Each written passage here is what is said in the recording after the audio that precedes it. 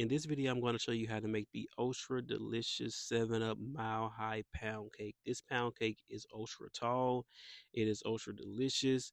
It is super moist on the inside, but yet still dense. This is a super easy cake to make once you know the process. I'm going to teach you the process step by step, give you some of my favorite tips to make this cake ultra moist, including ingredients, including doing something at the end of the bake that's going to help your cake remain moist.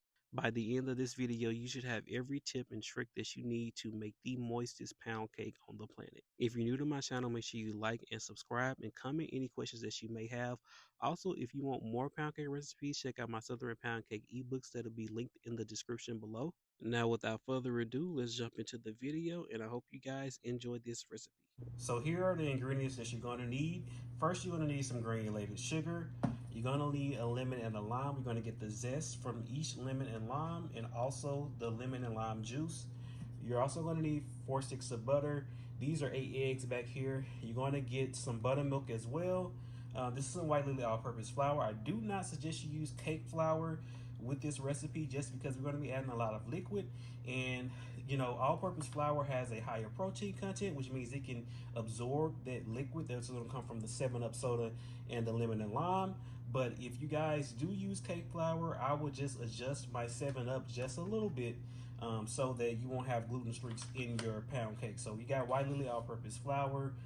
This is about a 9% protein content, which means it's going to be super soft, as well as your eggs, if I didn't already said that. But these are all the ingredients. Oh, and the 7-Up as well. Cannot forget the 7-Up. I don't know if you guys can see that back there, but these are all the ingredients that you're going to need. And so let's go ahead and get started mixing and making this cake. Before we get started, we're going to go ahead and zest our lime and lemon. And I'm zesting it in the sugar. Be careful not to get any of that white stuff on the lime. So I'm just kind of zesting this and just kind of making sure I don't get any of that white puffy stuff right there. This is the stuff you do not want. So I'm just kind of rotating the lemon, not the lemon, but the lime, and doing it as well. Just trying to make sure I get a good amount in there. I would say a tablespoon worth is fine. You don't have to go past a tablespoon, but of course, the more zest that you add in here, the more flavor the cake is going to be. So just keep that in mind. So I'm starting to get a little bit of the white skin, not the white skin, the white skin being revealed. So I'm just going to, kind of loosen up a little bit on this particular lemon. So I'm going to take this off and kind of get the rest of that on the back of there. Put that in there, and as you will see, if you leave this in here long enough, you're going to see the lemon and lime oil start to come out of the zest, and you're going to start to see that your sugar will start to kind of dissolve as far as the liquid starting to come out of the oils. And so it'll start to dissolve into the sugar, and you'll wonder, you'll be like, why does my sugar look like it's somebody put some water in it? If you leave it there long enough, that's going to be all of the juices coming out of those zest that you put of the lemon and the lime in here. So just keep that in mind. There's nothing to worry about. You don't need to add more sugar, but usually it doesn't happen unless you leave it overnight. So that's something to keep in mind. But you see me just kind of zesting, trying to get as much lemon zest as I can and not get that white puffy stuff. It is super bitter, and you do not want that in your cake. This could take a long time or a little time, depending on what type of how soft your lemon is. As far as the zest, this is kind of soft, so it's taking me quite a bit of time to kind of get the zest up off here. So just keep that in mind as well. So you're going to take some clean hands and you're just going to rub that lemon and lime zest into the sugar, and I'm going to place it to the side. I'm not gonna, if I was doing this overnight, you will see more liquid in here, and you'll have a stronger lemon and lime flavor, but I'm not too worried about that today. But that is like a pro tip: do this the night before. You will see the sugar kind of dissolve a little bit more, but I'm not worried about that in this particular cake because I'm just going to put this to the side and we're going to go ahead and get the mixing in a second. So now I'm going to extract the juice. I got this thing that I got from Walmart. This is the lemon and lime juice extractor thingy. You just kind of massage it on top and the juices fall, and it also filters out all of that pulp and all of those seeds that we don't want. I'm rubbing the lemon and the lime to kind of loosen up the juice, and I'm going to cut it, and we're going to get to squeezing this juice about this lemon and this lime. Also, let me make sure that I mentioned that If you want the full recipe to this cake, it's in my Southern Pound Cakes 4 ebook. That link will be in my bio, as well as all of my other pound cake ebooks. I have 4 in my Southern Pound Cake series. So if you guys want to pick those up and you want different 7 Up, 7 Up pound cake recipes like 7 Up cream cheese or 7 Up sour cream, I do have those in my book. So right now, if you don't have one of these, that's okay. You can use a juicer or something else. You just want to kind of filter out all those pulps and seeds, and that's what I'm doing right now. This is the first lime.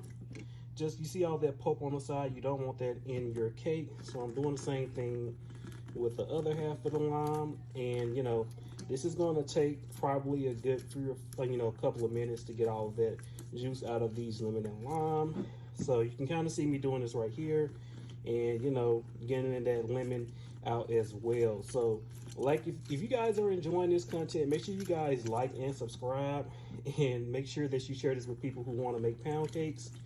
I really appreciate all of the support I've got so far, so thank you guys for that as well. So this is a good amount of juice, and this will go into our cake. So let me take this off, and you can see the lemon and lime juice along with the 7 Up and along with the buttermilk is going to make this cake super fluffy and tender. So yeah, I'm excited for this cake. So I got my all-purpose flour, and I'm adding some salt and baking powder to that all-purpose flour, and I'm going to whisk this to get rid of the clumps in here. Now you can sift this, but I just feel like this is just a lot easier for me to just kind of whisk this instead of sift.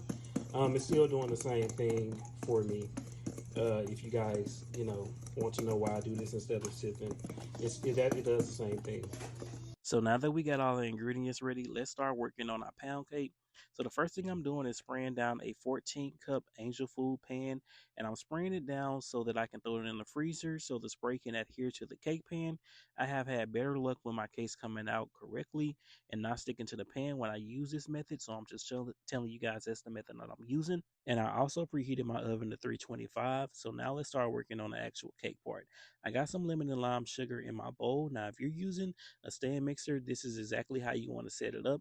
But if you are using a hand mixer, you want to use a bigger bowl and a wider bowl, because you're going to be mixing for a while longer than what I'm going to be mixing with the stand mixer. But I'm beating the sugar together for around 5 to 7 minutes, and you want to mix it until it becomes white and fluffy like you see here. Make sure you're scraping down your bowl in between time, and make sure that all of your ingredients like your butter and your eggs are room temperature. If your ingredients are not room temperature, your cake will not come out correct. So now I'm just adding eggs in one at a time. And you definitely want to do this the right way. And my mixer is on low speed, even though it looked like it's going fast. It's because I sped up the video a little bit. But I'm have this on low speed, which is the lowest speed that my mixer can go. And I'm just adding in the eggs one at a time. Wait until I see the yolk disappear before adding in the next one. You do not want to rush through this method, because if you mess this up, your cake can collapse once you take it out, and that's something that you do not want. By adding in all of these eggs one at a time, it's going to help our height of the cake, and it's going to help our cake kind of stabilize at that height. If you notice, a lot of people who bake pound cakes and they put a lot of eggs in there, sometimes the cake can collapse when it comes out the oven. So that's why it's important for us to mix this one at a time on low speed, because if you do it this way, I promise it's going to come out right. So after I add in all of those eggs, I'm going to scrape down my bowl and just make sure everything is incorporated and I don't see any yellow yolk. This is super important as well, because once we go to the next ingredients, it's going to be hard for us to kind of fix this. So as you can see, the mix is looking homogeneous. It's not separating, which is good. That's how you can tell your cake batter is going to be fine. So now I'm going to mix the buttermilk and the 7 Up together. And also I'm going to add the lemon and lime juice that you saw was, juice at the beginning of the video. And you want to mix this really well. Before adding in your lemon and your vanilla extract, we're just adding a tad bit of vanilla extract. It's going to bring out the lemon flavor. This is not a vanilla cake. So what I'm going to do now is alternate my flour mix with my buttermilk, lemon extract, and lemon and lime juice. You're going to want to start and end with flour. And the reason why we're starting with flour is we want to coat that butter, sugar, and eggs in something that can hold it before we add any liquid. If you add the liquid first, it's going to start to separate, and that's going to be a problem when you bake it. So you see me alternating, and I'm adding in a little bit of the flour at the time, maybe 2 or 3 scoops, and then I'm going in with the 7 Up buttermilk, and lemon and lime juice and extract. I also forgot to mention that my mixer is on low speed, so this is on low speed as I'm adding these in here. This whole process should take around 5 minutes.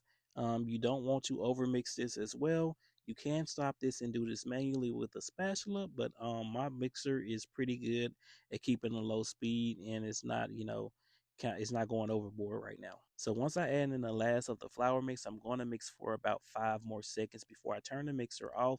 And then whatever is not mixed into the actual cake batter, I'm going to use my spatula to just kind of go around the edges of the bowl and kind of incorporate that, because you cannot overmix using your spatula, but you can definitely overmix if you use something mechanical like a stand mixer. Also, make sure you get all of the batter off of all your tools that you're using.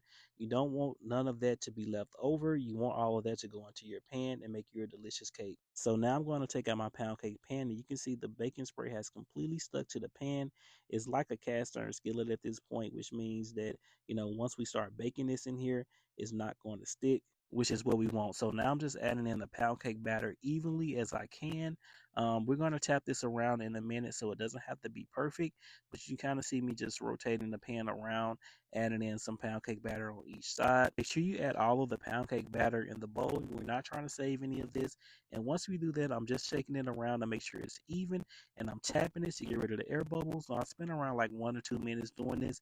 I kind of sped it up a little bit, but you definitely want to do this because, like I said, we want this cake to be tall, but it's still a pound cake. It got to be dense, but it still has to be light and fluffy. So I baked this cake for 1 hour and 25 minutes on 325, and a toothpick came out clean, and I checked it on both sides. You want to make sure you do that. You're going to let it cool for at least 10 to 15 minutes before you try to remove it. But as you can see, this came out clean, and I'm just going to let this cool right here on the countertop so that we can ice our cake. So here's a pro tip. I wrap my cake in saran wrap and I put it in the refrigerator overnight while it was still warm. This is called sweating the cake out. This is going to ensure that your cake remains moist. But now it's time to make the actual glaze that goes on here. Mine is simple, just powdered sugar and some 7-Up. It's really, really that simple. I didn't add any butter or milk in or any of that.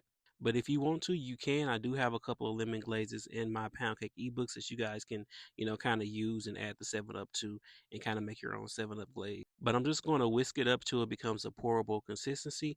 And as you can see right here, I'm really, really good with that. So I unwrapped my cake and I just poured the glaze on there. Now, if you have a Bundt, you're going to have to do a lot more maneuvering with your glaze. But me, you just see, I'm just trying to get an even coverage over all the cake and then kind of letting it kind of free wheel drip down, on the sides of the cake as well. When I stopped the video, I actually got the back of the cake because I really didn't get that part while I was filming. But once you glaze your cake, you're going to want to let it set for at least 10 to 20 minutes to kind of let it harden, and then you're ready to cut into your cake. This 7-Up Mile High Pound Cake was super moist, tender, and delicious. You cannot tell that I didn't use cake flour with this. But there you have it. That's how you make the cake. Make sure you like and subscribe for more videos. Peace out.